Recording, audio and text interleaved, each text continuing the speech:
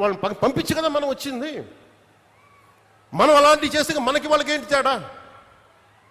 ఇది నేను చెప్పాను, నేను జనసేన మేము ప్రభుత్వంలో భాగం, అవసరమైతే చాలా ఖచ్చితంగా ప్రతి విషయాన్ని అంశాన్ని తెలియజేస్తాం. వెరీ కన్స్ట్రక్టివ్, మేము పార్ట్ ఆఫ్ దిస్ అలయన్స్. అందుకని దీన్ని ప్రతి ఒక్కరు దృష్టిలో పెట్టుకోండి. అలాగే మీరు వైసీపీ వారికి కూడా చెప్తున్నా, నాకు మీరంటే గౌరవం. బొత్స గారు లాంటి నాయకులు ఉన్నారు, మా పార్టీలోకి సామినేని ఉదయ్ భాను గారు లాంటి నాయకులు వచ్చారు, శ్రీనివాసులు గారు లాంటి నాయకులు వచ్చారు ఒంగోలు నుంచి, బాలినేని శ్రీనివాసులు లాంటి గారు. అప్పుడు వాళ్ళు బ్యాలెన్స్డ్గా ఉన్నారు, ఇప్పుడు బ్యాలెన్స్డ్గా ఉన్నారు. కానీ మీరు కూర్చొని పాత పద్ధతిలోనే మళ్ళీ మేము ఇష్టారాజ్యాంగంగా చెడతామంటే నేను విసిగిపోయానబ్బా. ఒక జీవితం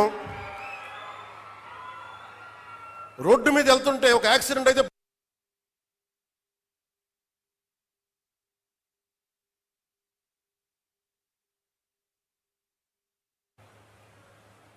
అలాంటిది ఒక ఆశయం కోసం నా ప్రాణం పోతే నాకు ఓకే. కానీ పోయే ముందు చాలా మంది తాట తీసేస్తాను చెప్తున్నా, గుర్తుపెట్టుకోండి. ఒళ్ళుపై తెలియకుండా, బాధ్యత లేకుండా అడ్డగోలుగా మేము చేసేస్తాం. ఏదైనా మొత్తం తీసి రోమం తీసి కింద కూర్చోబెడతాం, గుర్తుపెట్టుకోండి. మిమ్మల్ని మీ చేత చప్పట్లు కొట్టించుకోవడానికో అరుపులుగా నేను చెప్పట్లేదు, ఇది వేదంతో చెప్తున్నాను. ఇది వేదనతో, బాధతో. ఒక్కళ్ళు మాట్లాడలా, మనకి రాష్ట్ర విభజనప్పుడు ఒక్క ఎంపీ కూడా మాట్లాడలా.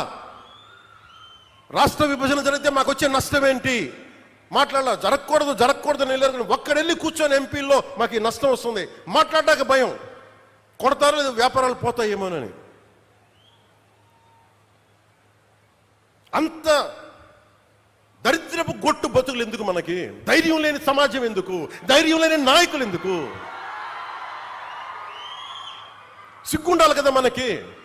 అరే ఒకడు కూర్చోబెట్టి 56 రోజులు మొత్తం కడుపు కాలి ఏడుస్తాం. అతనికి కడుపు మంటకి భరించలేక బంకబట్టి గుడ్డ కట్టుకొని బట్ట కట్టుకొని కానీ కడుపు నిండా పెట్టుకొని ఏడిస్తే అతని ప్రాణత్యాగం మీద కదా వచ్చింది. అలాంటి రాష్ట్రానికి అన్యాయం జరుగుతుంది, ఒక్కడు మాట్లాడేంటి? నాయకులు చేసిన తప్పులకి ప్రజలను ఎలా శిక్షిస్తారు? ఆ కోపం ఎవరికి ఉండద్దా? మనలో మనం కొట్టేసుకుందామా కులాల కింద? అమరజీవి జలధార వస్తే ఒక కులానికి వస్తాయి ఆ నీళ్లు. ఈ వేదిక పైన అంతా ఒక కులమా? పనిచేసే వాళ్ళంతా ఒక కులమా? ఏం మాట్లాడతారు ఒక్కొక్కరు? కులాల సమూహంతో కూర్చోబెట్టి కొట్టుకుంటాం, కానీ సమిష్టిగా ఇది ఆంధ్రప్రదేశ్, ఇది భారతం, ఇది భారతదేశం అని లేదే ఎవరికి. నాయకులు కూడా కావాలని అదే కోరుకుంటా ఉన్నా. నేను ట్రాన్స్పరెంట్గానే పట్టుకొచ్చాను. 10,000 మందికి ఏకదాటినిచ్చానంటే నా కులపోళ్ళని ఇచ్చానా? నేను ముఖం తెలియదు నాకు ఒక్కొక్కళ్ళది. నేను ఒకటే చెప్పాను, వెరీ స్ట్రిక్ట్ పాలసీ. నేను 20 మందిని ట్రాన్స్ఫర్ చేయగలను నా పరిధిలో. Very clear cut instruction. ఒక లంచం ఉండకూడదు. వారికి ఇప్పించాం 10,000 మందికి, ఒక 10,000 మంది పైచులకు పైగా అట్ వన్ గో. ఇంతకుముందు అదే